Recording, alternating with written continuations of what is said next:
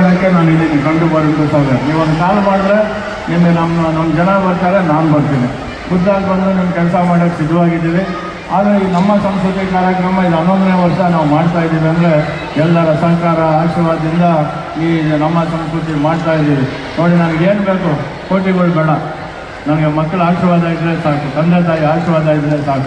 ಬಡವನಾಗೇ ಇರ್ತೀನಿ, ಸಾವುಕಾರ ಬೇಡ. ನಾನು ಏನು ಹೇಳಿ, ಈ ಥರ ಕಾರ್ಯಕ್ರಮಗಳು 11ನೇ ವರ್ಷ ಮಾಡ್ತಾ ಇದ್ದೀನಿ ಅಂದರೆ ನೀವು ಬರಬೇಕು. ಜನ ಈ ಸತಿ ಕಾರ್ಯಕ್ರಮಕ್ಕೆ ಜನ ಕಮ್ಮಿ ಬಂದಿದ್ದೀರ, ಮಕ್ಕಳು ಜಾಸ್ತಿ ಬಂದರೆ ನಮ್ಗೆ ಸಂತೋಷ. ಏನು ಹೇಳಿ, ಎಷ್ಟು ಜಾಸ್ತಿ ಬರ್ತೀರಾ ಬನ್ನಿ. ನಿಮಗೆಲ್ಲ ಕಾರ್ಯಕ್ರಮ ಚೆನ್ನಾಗಿ ಕಲಿಸಿದಾರ ಕೊರಿಯೋಗ್ರಾಫರ್ಸು, ವಾಲಂಟಿಯರ್ಸ್ ಎಲ್ಲ ಚೆನ್ನಾಗಿ ನೋಡ್ಕೊಂಡಿದ್ದಾರೆ ತಾನೆ? ಇನ್ನೇನು ಬೇಕು ನಿಮಗೆ? ರಜಾ ಟೈಮ್ ಬಂದರೆ ಒಳ್ಳೆ ಕಾರ್ಯಕ್ರಮ ಕಲಿತ್ರೆ, ಒಳ್ಳೆ ಡ್ಯಾನ್ಸು ಕಾರ್ಯಕ್ರಮ ಮಾಡಿದ್ದೀರಾ, ನಿಮಗೆ ಒಳ್ಳೊಳ್ಳೆ ಫೋಟೋಗಳು ಸಿಗತ್ತೆ, ಮೂಮೆಂಟನ್ನು ಸಿಗತ್ತೆ, ಸರ್ಟಿಫಿಕೇಟು ಸಿಗತ್ತೆ. ಪ್ರತಿಯೊಬ್ಬರು ನೀವು ನಾಳೆ ರೆಸ್ಟ್ ತೊಗೊಂಬಿಡಿ, ನಾಳಿದ್ದು ಆಫೀಸಿಗೆ ಬಂದರೆ ನಿಮಗೆ ಸರ್ಟಿಫಿಕೇಟು ಎಲ್ಲನೂ ಕೊಡ್ತಾರೆ. ನಿಮ್ಮ ಮಕ್ಕಳು ನೆಕ್ಸ್ಟ್ ಇಯರು ನೀವೆಲ್ಲ ಬರಬೇಕು. ಈಗ 11ನೇ ವರ್ಷ ಈಗೆಲ್ಲ ಇಲ್ಲಿ ಕಲ್ತಂಥ ನಮ್ಮ ಸಂಸ್ಕೃತಿ ಮಕ್ಕಳು ಇವತ್ತು ದೊಡ್ಡವರಾಗಿ ಮದುವೆ ಆಗ್ತಾಯಿದೆ. ಮದುವೆಗೆ ಬಂದು ಕರೀತಾರೆ, ಬನ್ನಿ ಸಾರ್ ಅಂತ ಅಲ್ವಾ? ಅದೇ ಪ್ರೀತಿ. ಎಲ್ಲೇ ಹೋದ್ರೆ ನಾಗರಾಜ್ ಅಂತಾರೆ, ಎಲ್ಲೇ ಹೋದ್ರು ಅಂಕಲ್ ಅಂತಾರೆ. ಇನ್ನೇನು ಬೇಕು ನಮಗೆ?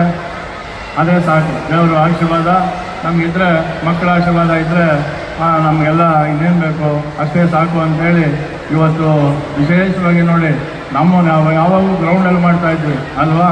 ಏನೋ ದೇವರು ಬೇಡಪ್ಪ ಅಂತ ನಿನ್ನೆ ಸಾಯಂಕಾಲ ತೀರ್ಮಾನ ಮಾಡಿ ಹೊರಗಡೆ ಮಾಡಿದ್ವಿ. ಮಳೆ ಹೊಡಿತೋಗ್ಬಿಟ್ಟಿತ್ತು. ವರ್ಷನೂ ಹೊಡಿತಾನೆ ಇದೆ, ಮರಗಳು ಬೀಳ್ತಾನೆ ಇದೆ.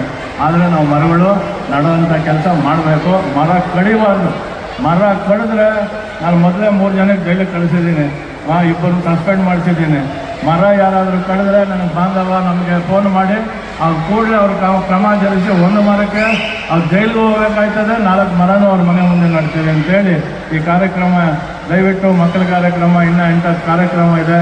ಯಾರು ಒಂದು ದಿವಸ ಮಕ್ಕಳನ್ನ ನೋಡಿ ಆನಂದಿಸಿ ಇಂಥ ಕಾರ್ಯಕ್ರಮ ಅಂತೇಳಿ ನಾನು 2 ಮಾತು ಮುಗಿಸ್ತೀನಿ. ನಮಸ್ಕಾರ.